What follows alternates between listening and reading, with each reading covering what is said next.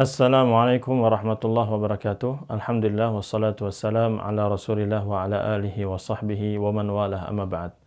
Pada kesempatan kali ini kita akan melanjutkan pembahasan penyambungan huruf hijaiyah dan kita berada di poin terakhir berkaitan dengan huruf-huruf sisanya, yaitu huruf kaf, lam, mim, dan ha. Ini adalah huruf-huruf yang memiliki banyak motif, banyak model, maka hendaknya kita perhatikan dengan teliti, dengan cermat, agar kita bisa membacanya dengan baik dan benar. Huruf yang kita bahas adalah pertama huruf kaf. Kaf ketika sendirian seperti ini. Kemudian lam. Kemudian mim. Lalu ha. Nah, pembahasan ini mungkin akan memakan banyak waktu. Ya, Anda sabarlah untuk mendengarkannya karena model-model mereka ini banyak sekali. Kita akan bahas dari kaf dulu ya. Kaf itu kalau sendirian sudah kita tahu nih, ya, kakiku. Ya. Kemudian ketika dia berada di depan menyambung ke huruf setelahnya, maka bisa dia seperti ini. Seperti sini. Lihat. Contohnya. Nah, lihat perubahannya sangat jauh. Ya. Awalnya dia seperti ini, ada apanya? Ada Z-nya itu, huruf Z-nya itu. Nah, tiba-tiba dia berubah menjadi bentuk yang berbeda sekali. Nah, ini model pertama. Ada model kedua, kaf itu lebih unik lagi. Ya, bisa ditulis seperti ini.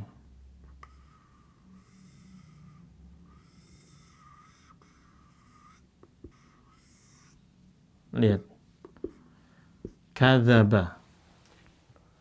Nah, ini model ini ada dalam Al-Quran, ada dalam penulisan hadis dan kitab-kitab Arab yang lainnya. Jadi, kita harus cermat. Ini huruf apa?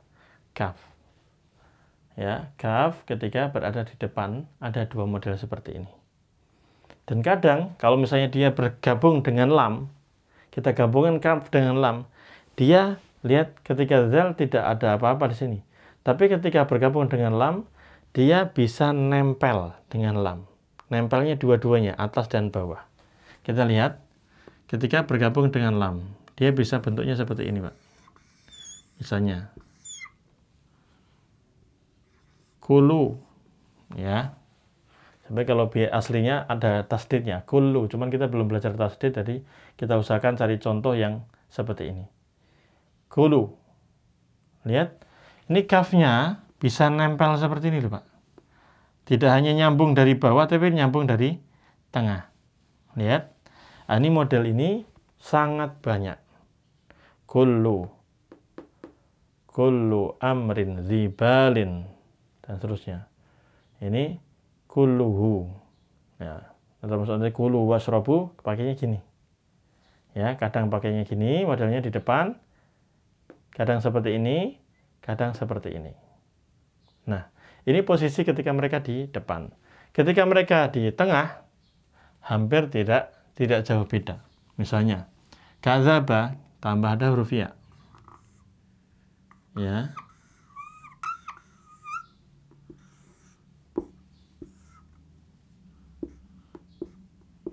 Ya, sementara kita kasih harokat yang bukan sukun dulu ya.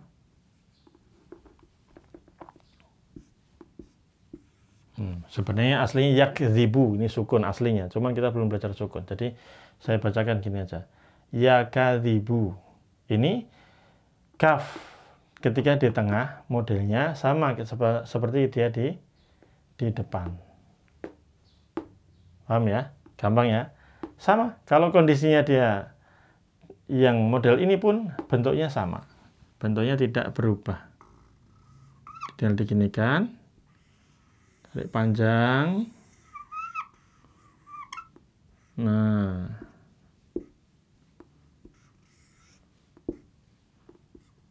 Nah, sama ya. Lihat, bentuknya agak berbeda sedikit. Nah, cuman ya, Inilah dua model yang ada. Sama, kalau ini misalnya masih gabung juga dia dengan lam, ya akan sama. Tinggal ditambahin apa? Ya, misalnya. Misalnya ya. Yakilu. Akan seperti ini modelnya. Nah, namun ketika mereka berada di belakang, maka barulah kembali kepada asalnya. Kembali kepada asalnya. Misalnya, laka.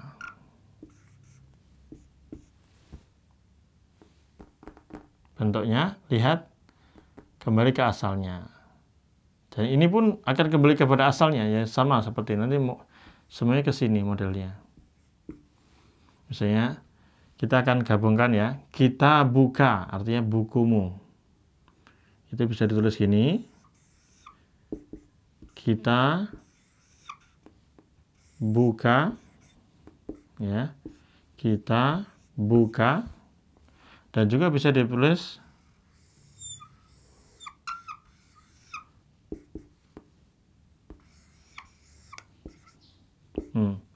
kita buka. Lihat, penulisannya sama. Kalau di belakang ya sudah, kembali kepada asalnya.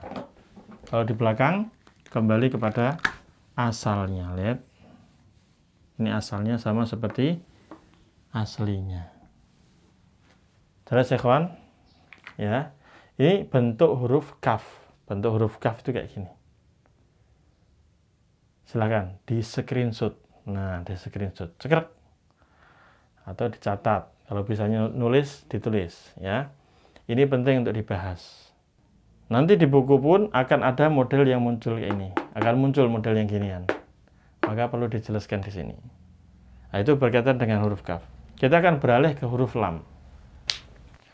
Kita akan bahas tentang huruf lam. Di sini huruf lam. Seperti ini ketika mereka atau ketika dia sendirian. Sekarang ketika dia di depan, maka seperti ini. Misalnya ya, lana. Nggak banyak perubahan. Nggak banyak perubahan. Ini mudah insya Allah kalau lam ini ya. Ya, lana. Nggak banyak perubahan. Nah, ketika di tengah, ya, misalnya yalidu. Yalidu, lihat, tidak banyak perubahan. Tetap dia lurus-lurus aja.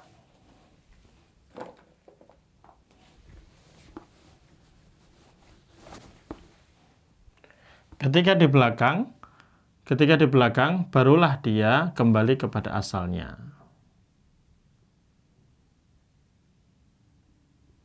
Contohnya,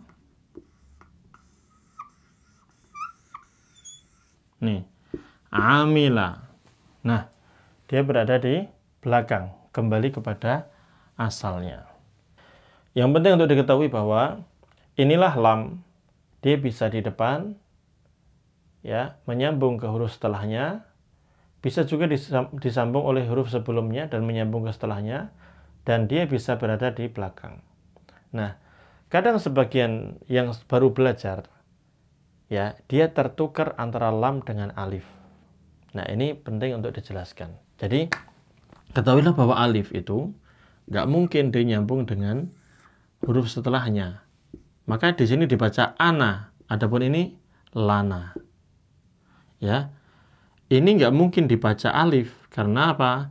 Karena ini nyambung ke huruf setelahnya. Yalidu, bukan yaidu. Bukan yaidu. Jelas ya? Ini ada beberapa yang kami ajari, kadang sering tertukar antara alif dengan lam atau hamzah dengan lam.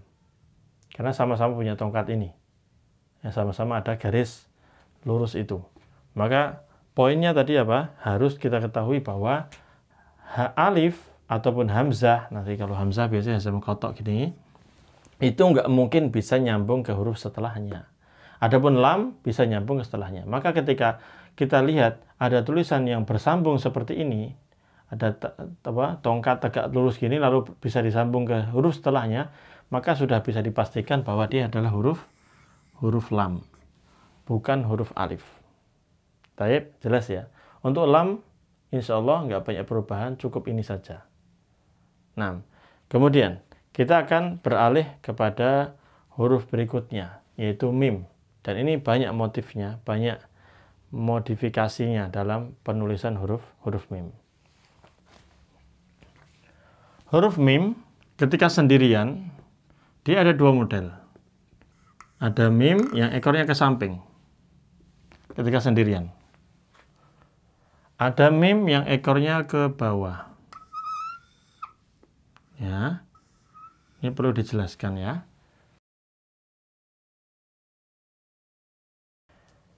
Ketika bersambung, menyambung ke huruf setelahnya, maka yang dipakai ini. Nah, ketika di depan, itu seringnya dipakai ini. Misalnya seperti mana,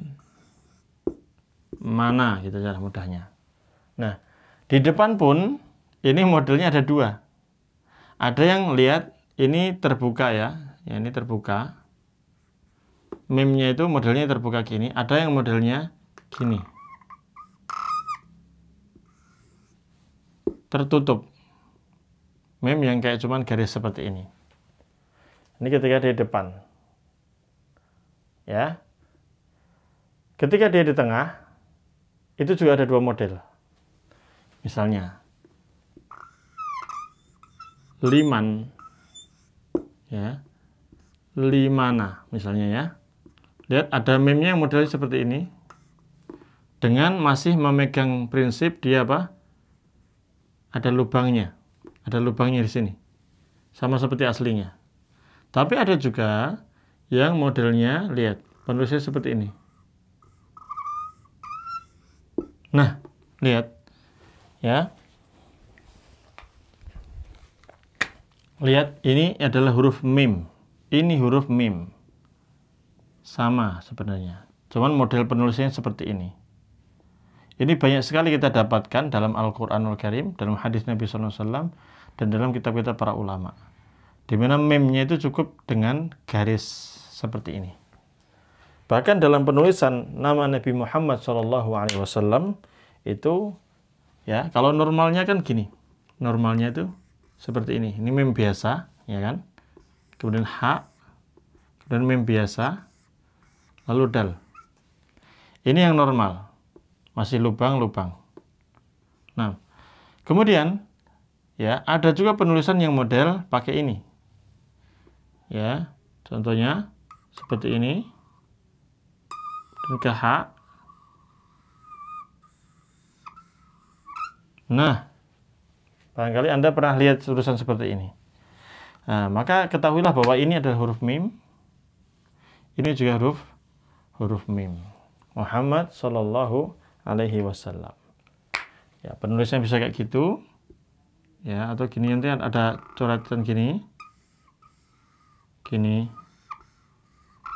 Nah, bahkan dalam penulisan huruf Al-Fatihah itu sering juga alhamdu. Alhamdu itu lamnya di atas. Kemudian gini. Ya kan? Alhamdu. Hamdu. Ya. Ini maka bisa kita pastikan ini apa?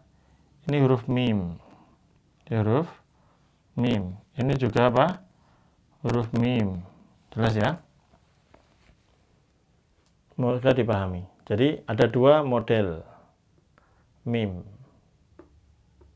Tertutup rapat dengan garis sedikit dan ini ada lubangnya. Ketika dia di akhir, maka ada yang kembali seperti ini, ada yang juga yang seperti ini. Ketika di akhir. Contoh bismillah.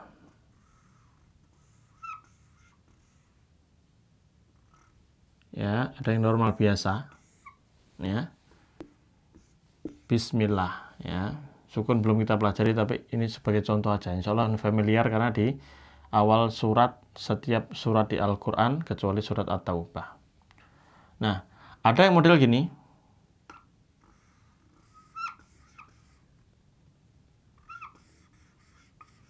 Nah, ekornya ke bawah. Ya. Lihat. Ini ekornya ke samping, ini ekornya ke bawah. Nah, lihat seperti ini. Jadi ada dua model yang masih agak normal ya, agak normal. Nah, tapi ada yang lebih unik lagi. Di mana sin ketika bertemu mim, ini sin bisa lompat ke sini. Bisa ditulis gini, nih. Bis, kemudian gini. Nih, penulisan ini masih khat rik'ah juga. Khat naskhi, ini masih khat naskhi. Bismi, ini ba, sin, mim. Perhatikan nih. Nyentrik kan? Keren ya. Sama ketika dia pakai ini. Dia ada penulisannya kayak gini. Dan ke bawah. Bismi. Bismillah ya. Nah, ini lihat model penulisannya seperti ini. Anda harus teliti. Ya, ini huruf mim, huruf mim. Ya, sim ketika mim, ketemu mim itu punya model yang unik ya. Ini model unik sekali ini. Nah, ini pun demikian. Penulisan Nabi Muhammad SAW sering pakai ini. Sering pakai ini. Ya, mimnya itu diumpetin di samping itu. Ya. Hak ketemu mim itu sering gini. Misalnya himar misalnya. Nah, himar gini. Kayak gini. Ini cukup dikasih sampingan gini. Ahmad, nama Ahmad. Itu seringnya gini.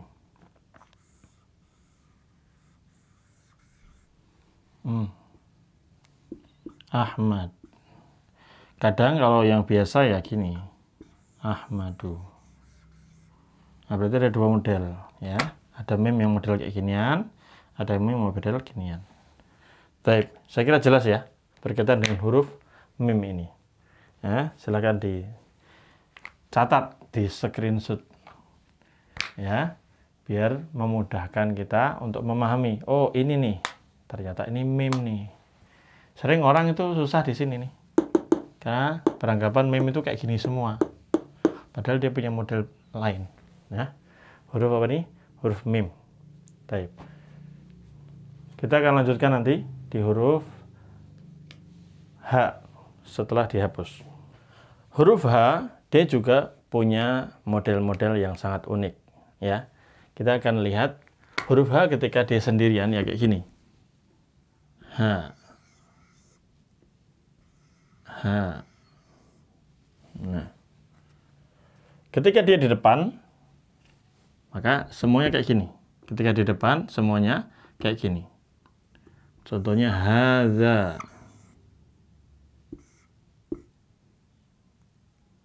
Hadza. Ya, hadza itu kayak gini modelnya. Jadi, dua lubang. Ya, punya dua lubang. Hadza, hadhihi, hindun. Nah, ha. Yang unik adalah ketika dia di tengah. Ketika dia di tengah, ini ada banyak model. Nah, mungkin ada 3 kita lihat ya. Misalnya, contohnya Yahudi misalnya ya. Ada Yahudi. Nah, yang sering kita lihat gini kan, Yahudi.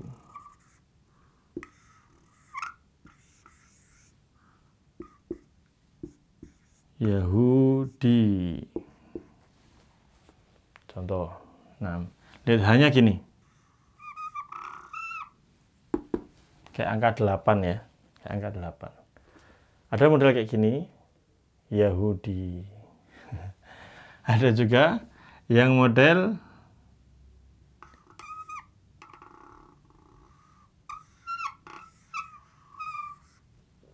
Yahudi.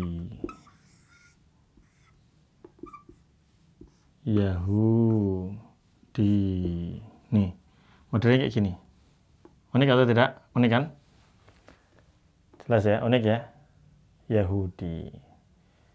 Kayak gini. kayak gini. Ada yang modelnya sama seperti dia. Di tengah pun masih kayak gini. Iya, ada. Nah, contohnya Yahudi juga. Coba. Yahudi berarti gimana? Gini. Nah.